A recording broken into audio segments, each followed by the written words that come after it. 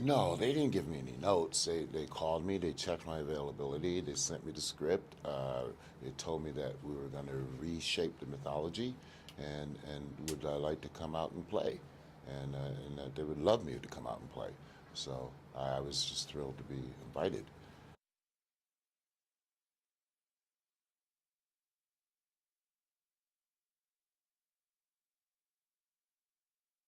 Oh, well, first of all, I don't feel like it would have been a legitimate Final Destination film without him. I mean, you know, the fans love that character, and they love him, and like you know, that's huge for us. You know, it's important. They kind of demanded that. 100%.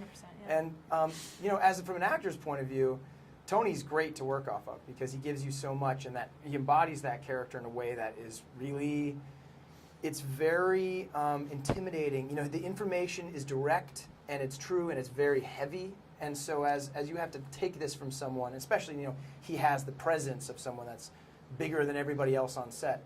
And so he delivers in a way that embodies what he looks like. So it's great, man. I mean, when he came on set, it kind of like, everybody was like, oh, okay, right.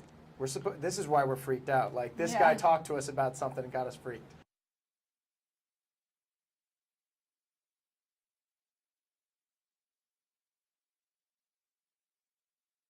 Well, okay, the audition process for me was very quick. I was cast very late in the process, so I had one audition. I went in to meet New Line. Everyone was already up in Vancouver.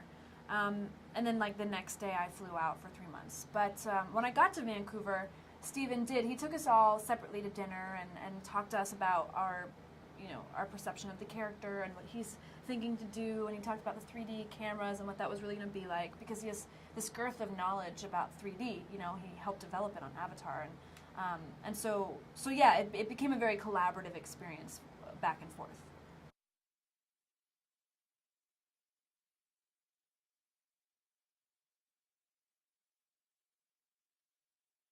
Well, I was excited, you know, for the pedigree that he came from. I mean, I was very intrigued. The way they spoke about him was really highly, and then you meet him and you can see the preparation. I mean, he has, you know, in a positive way, an obsession with preparing for as much of the possibilities that can happen on a day, which is so important for a highly technical shoot.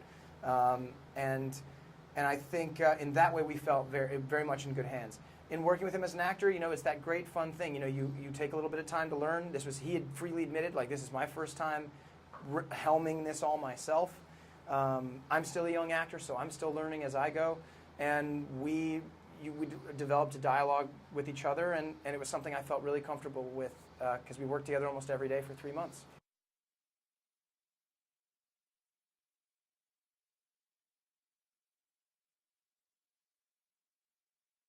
Sure. My parents did, actually. Really? I can't believe they did it, but they did. I Fantastic. I mean, love that. knowing you were cast, they did? Yeah, when they knew I was cast, they went for all of them, and they were just like, "This is terrifying."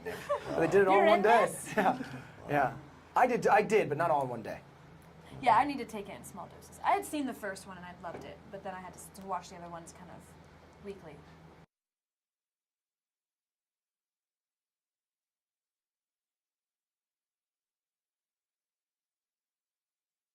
Well, my favorite death scene is the one in Final Destination 2 where the guy gets sliced up by the barbed wire. I love it because it's the shock of Final Destination, and I love it because it's like the kind of imaginative gore, 3 different segments of a guy falling off. I really like that. Yeah, I mean, yeah, if you guys want to go down the line. My favorite death is probably the tanning booth. Just because I've never actually been in a tanning booth, but it looks terrifying just in general. So when they had that come out, I was like, oh yeah, nope, never gonna get a tan. It's just awful. And for me, the woman being hit by the bus in the first one, I thought it was so sudden. For me, it was the first time I said, okay, that's Final Destination.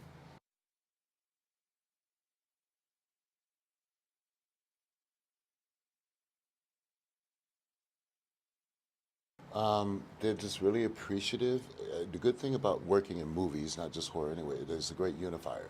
So there, you know, all kinds of people watch all kinds of things. So if any, I'm sort of an ambassador, being an African American man. I can like talk to someone who I wouldn't normally speak to, or wouldn't normally speak to me. So that's when I know that art can transcend, and it becomes a good thing.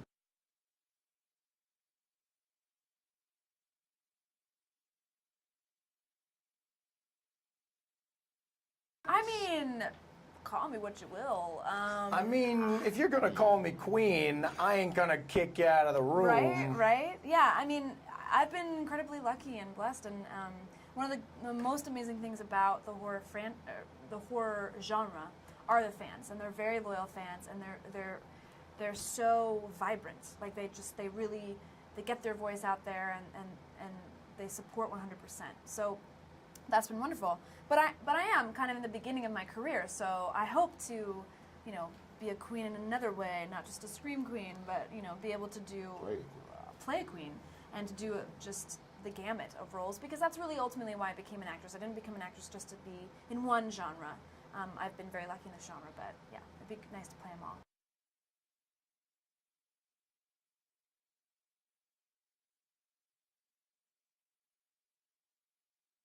I think it's a good question. I think that, boy, what's great is that you have to go through a lot of emotions. It's for me in particular. I got to run the gamut. I get to have. I've done a lot of romantic comedy stuff before. I get to have that here with her in some small scenes where we get to try and hold on to each other and have a that romantic relationship. But I think you learn. I can just speak about this particular film. I learned about the action sequence. I learned about shooting with green screen. Learned about massive sets, and I learned about sustaining energy that you need over an extended period of shooting to match the energy that's necessary to bring it for a movie like Final Destination. So I think that it's great training, and it inundates you with that stuff.